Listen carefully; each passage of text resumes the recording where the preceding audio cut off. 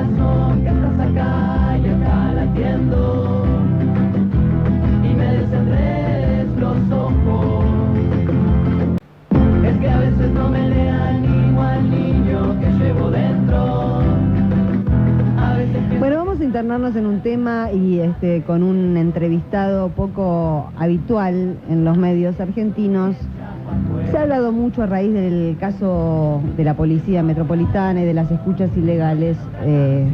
Se ha hablado bastante sobre el secuestro de Mauricio Macri, que tuvo lugar en el 91. En el 91, hace 19 años. Hace 19 Se cumplieron años. ahora, el 20 de agosto.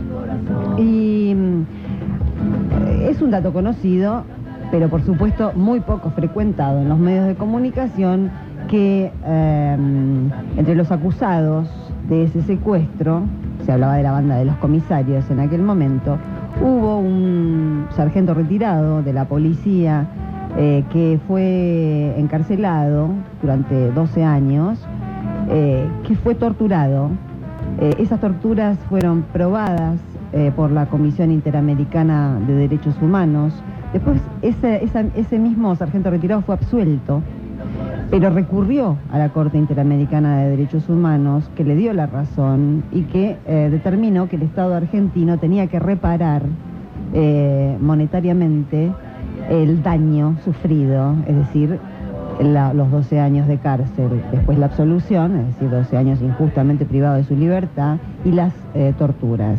Por ahí vimos en 678 un tape que pasan muy a menudo de Macri con Susana Jiménez, y Macri diciendo: soltaron a los malos, metieron presos a los buenos, porque dicen que les hicieron algo que ahora llaman a premios ilegales, y Susana Jiménez le dice: no te puedo creer, puta, va a salir en New York Times.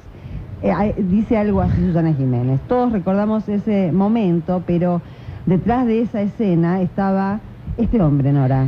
Este hombre, que es un sargento retirado de la Policía Federal, Juan Carlos Bayarri, que, como vos decías, estuvo 12 años preso, acusado de ser uno de los participantes en el secuestro de Mauricio Macri, que fue torturado, como se demostró, según la decisión de la Corte Interamericana de Justicia, y que esto determinó, a su vez, la indemnización por parte del Estado argentino para tratar de reparar económicamente lo que sufrió este hombre en la cárcel. Pero hay responsables de quienes autorizaron, quienes ordenaron estas torturas, ¿no? ¿Qué pasó con esas torturas y qué pasó con los jueces que tuvieron la causa y que no hicieron nada ante testimonios que fueron arrancados de forma absolutamente ilegal? Por eso estamos en comunicación con Juan Carlos Bayarri. Buenos días, Bayarri. Nora Beiras lo saluda. ¿Cómo le va? Muy bien, muchas gracias. Buen día. Bueno, cuéntenos un poquito. Usted estuvo 12 años preso. Un poquito más, 12 años, 6 meses y 15 días.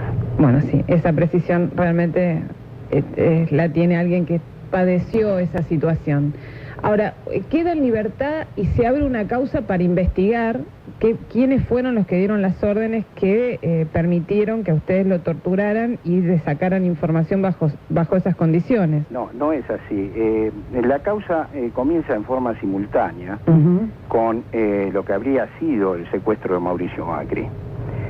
Mi padre, que fue secuestrado junto conmigo en la ciudad de Avellaneda, en una jurisdicción absolutamente distante del operativo que llevaba a cabo la Policía Federal, extraña jurisdicción, hace la denuncia en la seccional cuarta de la Policía de la Provincia de Buenos Aires, el lugar donde fuimos secuestrados. ¿Usted por qué dice secuestrados? ¿Esto cuándo fue? ¿Después de que lo liberaran a Macri? Exactamente, porque también hay algo que se comenta y no es real. Mauricio Macri dice que los policías que actuaron, o sea, los preventores, le salvaron la vida. Yo pongo en duda que el secuestro haya ocurrido en sí, le voy a decir por qué, pero el hecho ocurrió, si es que ocurrió, mejor dicho, el 24 de agosto de 1991, y Macri habría estado privado de la libertad hasta el 5 de septiembre de ese año, sí. O sea, alrededor de 15 días. Yo soy el primer detenido posteriormente, y esto ocurre el 18 de noviembre, o sea, 2 meses y pico más tarde. O sea que los preventores, supuestamente, ¿no? No lo salvaron de nada. A ver, no entendemos bien. Sí, transcurrieron más de 2 meses entre la puesta en libertad de Mauricio Macri. Claro, es decir, que había sido liberado por los mismos captores y no habían participado en esa liberación. Exactamente. La policía que supuestamente lo salvó. Exactamente, señora. Ajá, está. Ahora, entonces en noviembre a usted y a su padre los secuestran, dice Nos usted. secuestran porque nos privan de la libertad en la ciudad de Avellaneda. En el expediente hacen constar de que la detención mía ocurrió en la ciudad de Buenos Aires, en el barrio de La Boca, y no fue así. A mí me trasladan a lo que fue años antes el Olimpo, ahí en la calle Falcón, capital, donde soy torturado durante 3 días. Recibo picana eléctrica, golpes de todo tipo, estuve completamente desnudo, tuve una perforación de tímpano, por lo que tuve que ser después operado estando en prisión. Y bueno... ¿Usted en ese momento era sargento en actividad de la... No. Yo me retiro voluntariamente en octubre del año 88, o sea, 3 años antes. Yo era un jubilado, un policía retirado que todos los meses cobraba en el banco.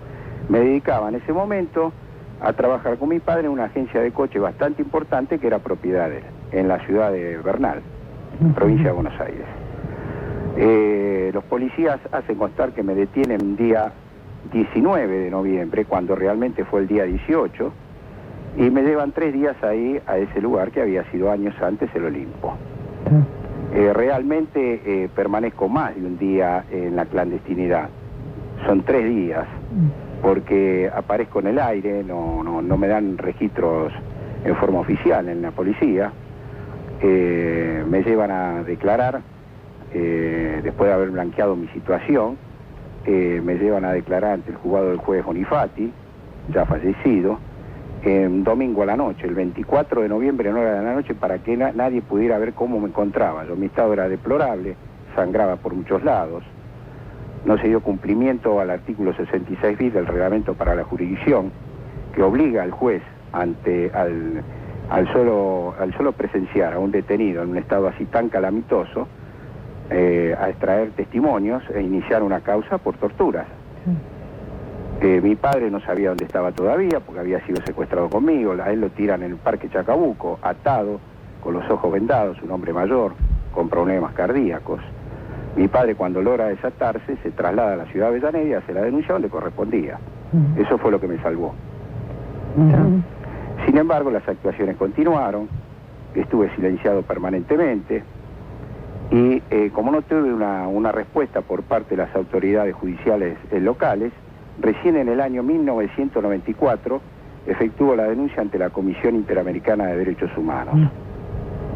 La Comisión Interamericana, usted sabe que actúa como si fuera un fiscal, y al cabo de muchos años demanda al Estado argentino al no haber una respuesta adecuada, y es cuando la Corte Interamericana, en el año 2008, el 30 de octubre de 2008, condena al Estado argentino debido a todo lo que había pasado, por las graves violaciones a los derechos humanos. O sea, usted inició, Bayarri, Sandra Russo lo saluda, ¿cómo le va? ¿Qué tal? Muy bien, muchas gracias. Usted inició la causa ante la Comisión Interamericana de Derechos Humanos estando detenido. Estando detenido con todo lo que implica eso.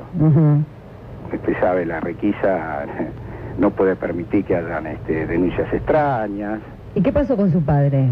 Bueno, mi padre falleció, después de muchos años falleció. El juez Zelaya, que era el que tramitaba posteriormente la causa de torturas, es un juez muy cuestionado, lo cita a mi padre a declarar 1 año y medio después de muerto. Una persona clave en todo esto era mi padre. Esperan que fallezca para citarlo a declarar. Bueno, es que justamente los acusados eran nada más y nada menos que comisarios en actividad en ese momento. Así es. Los muy renombrados en este momento, Sablich, Carlos Alberto Sablich, muy amigo de Mauricio Macri, entre otros.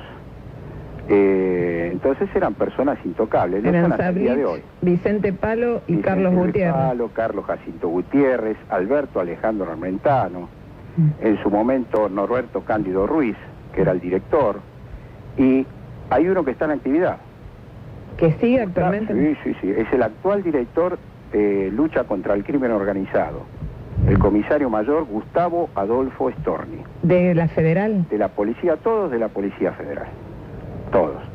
el suboficial mayor Julio Roberto Ontivero, que justamente ¿Es el segundo del jefe de la federal? es familiar directo del tercero de la Policía Metropolitana hasta hace poco, Roberto Salvador Ontivero. Ah, claro, que era del grupo que llevó Palacios a la Metropolitana. Exactamente, hombre del riñón de Fino Palacios. No es ajeno a todo esto. Y el juez que manejaba todo, que era el juez Zelaya, es un experto en demorar causas. Justamente en este momento tiene una causa donde está denunciado Mauricio Macri por malversación de caudales públicos e incumplimiento de los deberes de funcionario público. Sí, esa es una causa que le inició uno de los gremios docentes, ADEMI. Exactamente, por denuncia del constitucionalista Barcesat, el doctor Barcesat. Ahora, Bayarri, bueno, ¿qué Sí, vamos a mire, tener que... Bayarri, nosotros tenemos que entrar ahora al informativo. Como no hemos redondeado esta conversación, le proponemos que nos espere 2 minutitos Cómo no, va a en ser un línea placer, va a ser un y placer. continuamos después del informativo. Bien, las espero. Qué lindo que es estar en la tierra después de haber vivido el infierno. Sí, hola, bueno, ¿nos sigue en línea Bayarri? Sí, la escucho. Bueno, perfecto. Bueno, nos estaba diciendo que hay varios, uno por lo menos de los comisarios o oficiales de la federal que siguen en actividad y que van a ser juzgados, ¿no? El que sigue en actividad está en una causa paralela. En este momento está tratando ese tipo de causa la Cámara de Casación Penal, la Sala Cuarta, en la causa 9130. Me refiero a Gustavo Adolfo Storni, porque en primera instancia le dieron el sobrecimiento. ¿Y esa causa por qué motivo es? Es por lo mismo, es una derivación de la causa madre. Claro. Hay un grupo que va a juicio oral, están en el Tribunal Oral número 19 de Capital. Y después, de forma, digamos, paralela, está Gustavo Adolfo Storni, y en este momento tienen que resolver en la Sala Cuarta de la Cámara de Casación Penal una apelación que yo presenté porque le dieron el sobrecimiento y no corresponde. La Corte Interamericana de Derechos Humanos ordena al Estado argentino, a sus 3 poderes por consiguiente, que tienen que concluir el proceso penal como corresponde. No puede haber prescripción de la acción penal por el paso del tiempo. Las sentencias de la Corte Interamericana son de estricto cumplimiento para el Estado argentino. Bayarri, en aquella época se ha estado hablando mucho últimamente por las contradicciones del propio jefe de gobierno porteño en relación a desde cuándo conoce al Fino Palacios, a quien nombró como primer jefe de la Metropolitana, que actualmente está detenido. Usted que viene de esta historia tan horrible desde hace tanto tiempo, ¿en aquel momento circulaba el Fino Palacios por ahí? Bueno, el Fino Palacios siempre fue un personaje importante dentro de la fuerza, en la Superintendencia de Investigaciones, muy amigo de todos los imputados por torturas, y yo sé desde hace muchos años que tiene mucho que ver con ellos, que está muy relacionado, todo el mundo, hasta en la cárcel lo comentaba, de su vinculación con Mauricio Macri. Al punto tal que no hace mucho tiempo atrás a mí me arman una causa por falso testimonio, con el solo objeto de tratar de destruir la causa de Tormentos en la que soy damnificado. Para eso utilizan un falso testigo de apellido Leguía, que lo llevan a declarar al juzgado este juez que es suspendido actualmente por estar involucrado en la causa de escuchas ilegales, el juez Enrique Gallardo, de Misiones. Al juez de Misiones. El de Misiones. Claro. ¿Al juez de Misiones? Al juez de Misiones, sí. ¿Ya aparecía ahí vinculado? Sí, en el año 2005. El testigo falso, le reitero el apellido, Leguía, es un informante de Fino Palacios. Justamente declara en Misiones, donde en esa época el jefe de la sección Triple Frontera, un lugar estratégico de la Policía Federal, era el comisario Roberto Salvador Ontivero, familiar directo de uno de los procesados en la causa de tortura. Ahora es increíble, vayamos pasando en limpio y bueno, vamos a terminar con una pregunta más, pero es increíble cómo se repiten los escenarios, cómo se repiten los personajes en, sucesos trágicos de la vida, o presuntamente trágicos de la vida de Mauricio Macri y el escándalo actual de la Policía Metropolitana. Tenemos el mismo escenario, Misiones, tenemos el mismo juez, Gallardo. Actualmente es uno de los dos jueces a los que se les hizo jury por las escuchas ilegales y que junto con el juez Rey fueron destituidos por la causa de las escuchas ilegales. Fernando, le quería hacer una pregunta. Bayarri, Fernando Piana es mi nombre. Sí, por ahí le pregunto desde conocimiento, discúlpeme, pero usted cuando empezó la nota hablando con Nora Veras dijo si en realidad es que fue secuestrado Mauricio Macri. ¿Por qué pone en duda el secuestro? Digo, lo pregunto porque no lo conozco. No, me agrada que me haya hecho esa pregunta. Mi padre, hasta que perdió la vida, todo esto lo llevó a la sepultura, e intentó vanamente entrevistarse con Macri. Nunca lo recibió, nunca, jamás lo quiso recibir. La información que yo tengo, que ya la tenía en aquel entonces, por uno de los consortes de causa que había quedado en libertad, le digo el nombre, Carlos Alberto Benito, era de que Mauricio Macri no había sido secuestrado, que todo fue un invento, que en ese momento, estamos hablando del año 91, había una oferta para comprar una pesquera importante en el sur del país y hacía falta 7 millones de dólares. Y que ese fue el argumento que se utilizó. A ver, explíquenos, por favor. Sí, para recaudar esa plata, aparentemente Mauricio Macri se quería independizar del padre. Yo los invito a que vean una película, así que no la vieron hace una semana, la volvieron a dar por televisión, por un canal de cable, Hombre en Llamas, que habla de la temática de los secuestros en México. Yo no sé si es así o no.